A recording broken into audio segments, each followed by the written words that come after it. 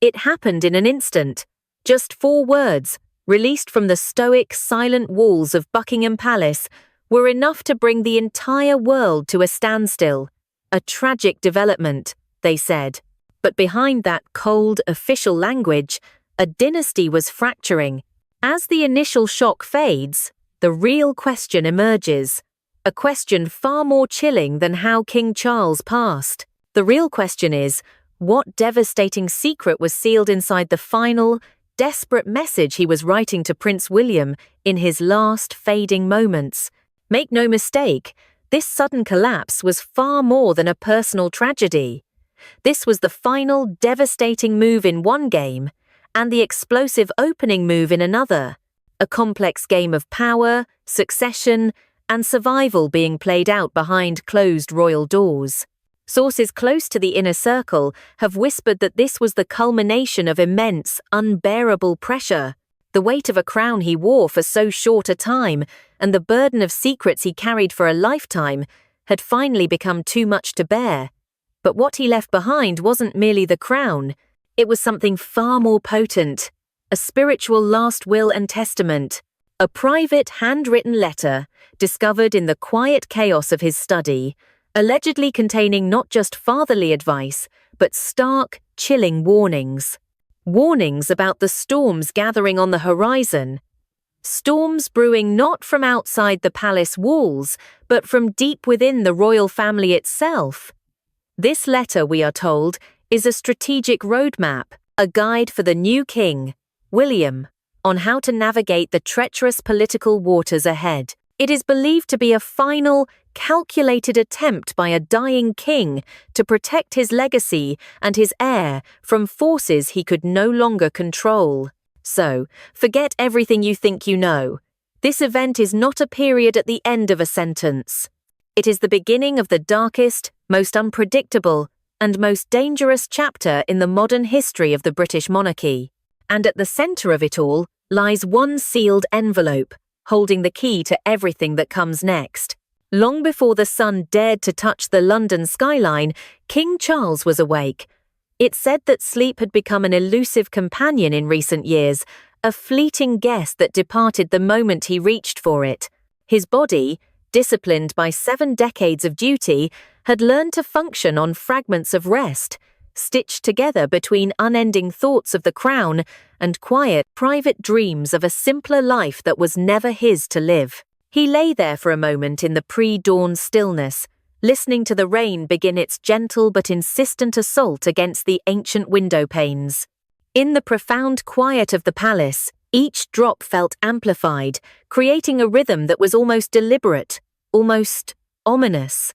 There was a fragile comfort in his morning routine, a series of small, private rituals that anchored him to a sense of normalcy in a life that was anything but.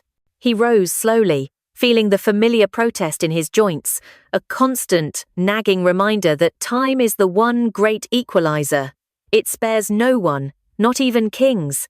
The palace around him was a sleeping giant, wrapped in its early morning quietude, the usual thrum of staff and officials still hours away. This was his time. The only truly private moments in a life, lived perpetually under the relentless glare of the public eye. His study welcomed him like an old friend. The familiar scent of aged leather, old paper, and the faint, sweet aroma of flowers he'd brought in from his beloved gardens hung in the air. He prepared his own tea, a small, cherished act of independence, watching the steam rise from the cup like morning mist over the Thames. It was a moment of simple humanity, grounding him in a way the gilded ceremony of royalty never could. But the piece was a facade. On his desk, the correspondence waited, a mountain that seemed to grow larger each day. This was not official correspondence. This was something deeper, more urgent. He was trying to distill a lifetime of hard-won wisdom onto a few sheets of paper, trying to articulate the lessons learned from carrying a burden few could ever comprehend. But each time he tried to finish it, the words felt hollow, inadequate. How could mere sentences convey the sacrifice, the loneliness, the quiet joy found in a duty that consumes you whole? Tomorrow, he thought to himself, as he had so many times before, I will finish it tomorrow. As he looked out at the gardens, shrouded in the half-light of dawn, a sharp, unexpected wave of discomfort seized him. It was a quick, searing pain across his chest, an uninvited guest arriving without knocking. He paused, one hand instinctively pressing against his ribs. Was this the moment he sensed it? A physical omen of the storm that was about to break over his house. The sensation passed almost as quickly as it had come, leaving only a faint echo of unease. With the stoic resilience that had defined his public life, he dismissed it. There was simply too much to do, too much responsibility resting on his shoulders to pay attention to every small complaint his aging body might voice. A fateful, tragic miscalculation. His eyes fell upon a framed photograph of Camilla.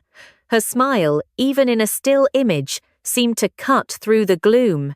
Despite everything, the scrutiny, the judgment, the years of waiting in the wings, he had found something real, something true.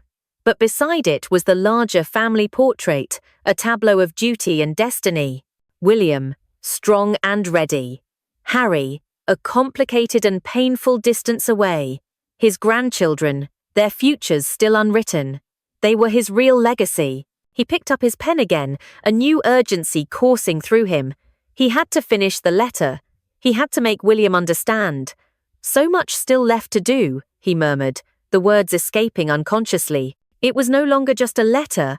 It felt like a race against fate itself, the final, desperate attempt to impart a crucial warning before it was too late. And then, it returned. The discomfort was no longer a polite visitor. It was an intruder, sharp, insistent, and utterly brutal, refusing to be ignored. His vision blurred at the edges. The grand study seemed to tilt, reality becoming untethered from its moorings. The teacup slipped from his grasp, seeming to fall in slow motion, the remaining tea arcing through the air like a liquid amber ribbon. It shattered against the floor, the sound impossibly loud in the silent room, a sound like the fracturing of an era. King Charles III collapsed forward, his body surrendering to forces beyond his control or understanding. Papers scattered across the antique desk. The pen rolled away, leaving one final, incomplete line trailing across the unfinished letter. Outside, the rain continued its steady, indifferent rhythm against the glass, unaware that inside, a king had fallen, and a secret message was now left sealed by silence. Queen Camilla had worn her armor for so long that most people, perhaps even Camilla herself, forgot there was a woman underneath it at all. It was an armor forged in the fires of public opinion, polished to a high sheen by decades of relentless scrutiny. She had perfected the art of the distant smile, the polite nod that said everything and nothing, the coolly composed posture that betrayed no weakness. Staff members learned to cast their eyes downward as she passed in the corridors. Charles sat in his chair by the desk, slumped forward in a way that was entirely, fundamentally wrong. His hand rested on a stack of papers, his fingers still curled as though he had been in the middle of a thought when the world simply stopped making sense. "Charles?" Her voice came out smaller than she intended, a fragile sound in the vast, silent room. She took one step forward, then another, her heels clicking against the polished wooden floor. The rhythm was too loud, too normal for what was unfolding. "Charles, are you?" But she knew. Even before she reached him, even before she laid a hesitant hand on his shoulder and felt the unnatural dead weight of him, she knew. The air in the room turned to glass, fragile and about to shatter into a million pieces. She opened her mouth to call for help, to scream, but for a terrible moment, nothing came out. Her throat had closed up completely, sealed by a lifetime of practiced silence. The door burst open, and suddenly the quiet, private sanctuary was flooded with people. Physicians in dark suits carrying leather bags. The private secretary, his face already a mask of drained color. Guards speaking urgently into radios. They descended upon the scene not like panicked individuals, but like a well-oiled machine. A crisis team executing a protocol they had rehearsed for an eventuality no one ever wanted to admit was possible. She remembered the years when loving him had felt like standing in the middle of a hurricane, when she was the villain in a global fairy tale she had never asked to be a part of. But Charles had stayed. He had chosen her, against the advice of courtiers and the judgment of a nation. And slowly, over the decades, the sharp edges of their story had softened into something that felt almost like peace. He was the one person on earth who saw the woman beneath the armor. The door opened again, and as she sat there, alone, Camilla felt the ice that had protected her for so long finally begin to crack. The fortress was crumbling from the inside out. While the storm gathered in London, Prince William existed in a bubble of fragile peace. For him, Windsor was a sanctuary, a place where the titles felt lighter and the man could breathe. That Tuesday afternoon began like any other. Autumn light filtered through the tall windows of his study, illuminating photographs of Catherine and the children scattered across his desk. The house was quiet, peaceful. Then his phone rang. The voice on the other end was clipped, controlled, and utterly devoid of emotion. "Sir, the palace. A medical emergency. It's your father." In that single, sterile moment, the ground beneath William had suddenly tilted. Time seemed to slow and accelerate all at once. He stood frozen, the phone still pressed to his ear, his mind struggling to process words that did not make sense, yet somehow made a terrible, final kind of sense. Within moments, he was moving.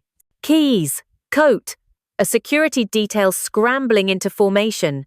The well-oiled machine of his life roared into motion, but inside, William was completely still, suspended in disbelief. The drive to London became a blur, but time, and perhaps the shared experience of grief, had softened things. Recent years had brought conversations they should have had decades ago. There had been a quiet forgiveness, much of it unspoken, living in the space between words rather than in the words themselves.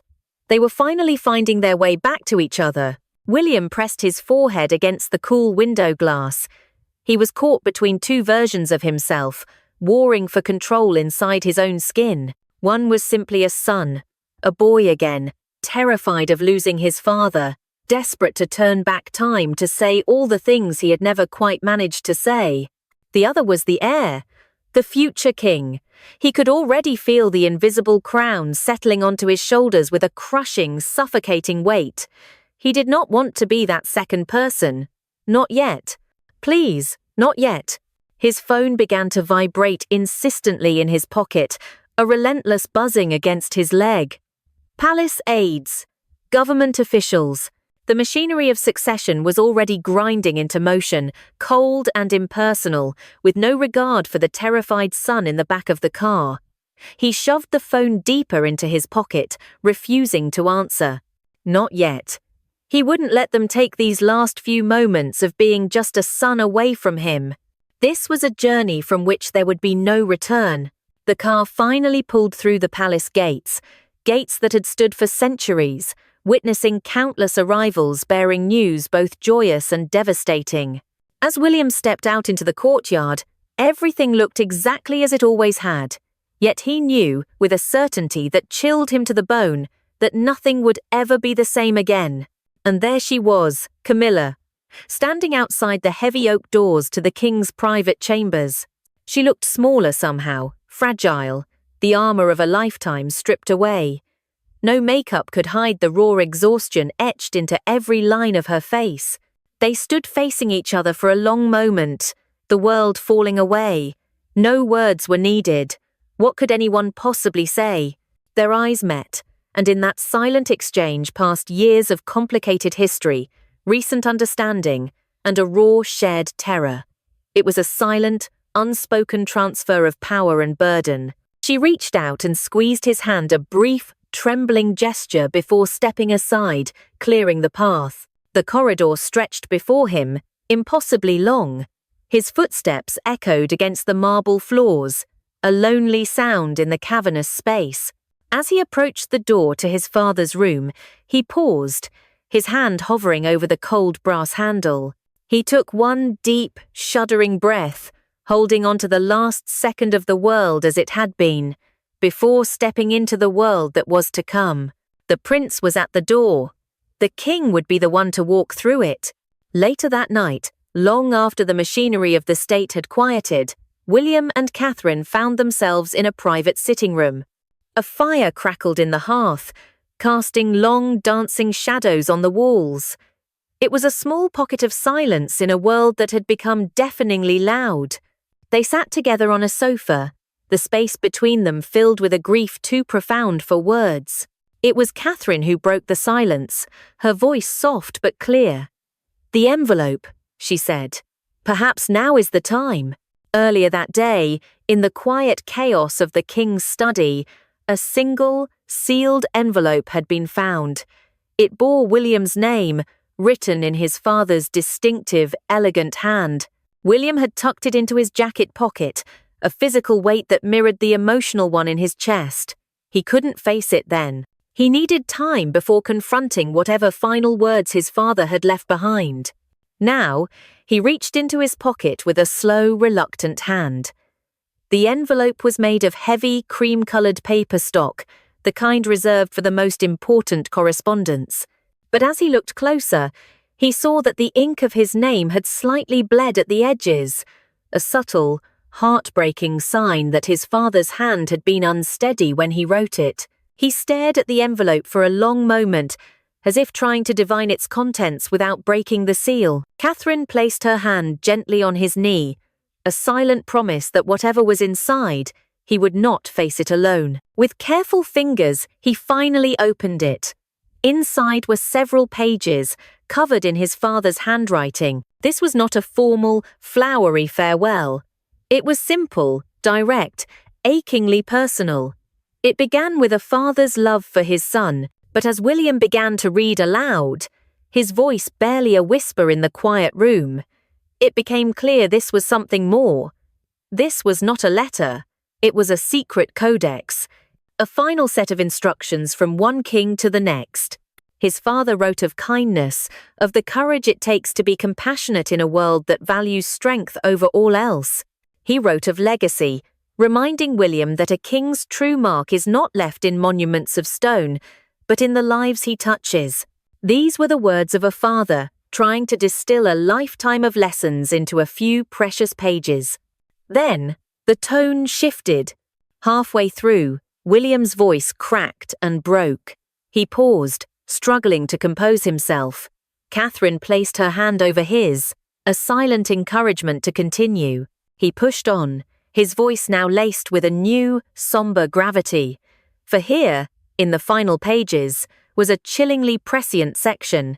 It was a warning, not of foreign threats or political rivals. The warning was about the dangers that lie much closer to home. He wrote of the shadows within the family, of the quiet ambitions that wear the mask of loyalty. He didn't use names. He didn't have to. He spoke in metaphors, of calculated moves on the chessboard of the court, and of the need to distinguish true counsel from advice that serves a hidden agenda. "The crown is heavy, my son," he had written, "but the heaviest part is not the gold or the jewels. It is the weight of knowing who to trust." This was the secret William was meant to uncover, the reason for the desperate urgency in his father's final hours. He wasn't just saying goodbye, he was arming his son. He was handing him a map to the minefield he was about to inherit. It was his father's final, brilliant chess move, played from beyond the grave. When he finished reading, William carefully refolded the pages. The fire crackled, the only sound in the room. He looked up at Catherine, and the look in his eyes had shifted. The raw, untethered grief was still there, but it was now forged with a cold, hard purpose. The son who had driven to London in a panic was gone. In his place sat a king who had just received his first, and most important, briefing. The spiritual will had been read. The warnings had been delivered. Now, the new king knew exactly what he was up against. The game was on. In the grand unfolding drama of the monarchy, Princess Catherine has always played her part to perfection. She is the epitome of grace, a woman who carries the weight of public expectation as if it were a second skin.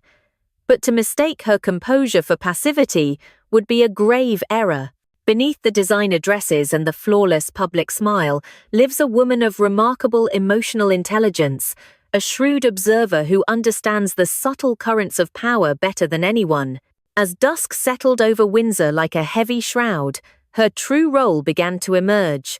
While the world focused on the fallen king and the heir apparent, Catherine was engaged in the most critical mission of all, securing the future.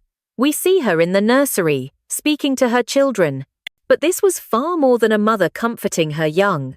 This was a calculated act of shielding the next generation of the crown from the trauma unfolding around them. Her voice was soft, her words carefully chosen. "Grandpa is with the angels now," she said.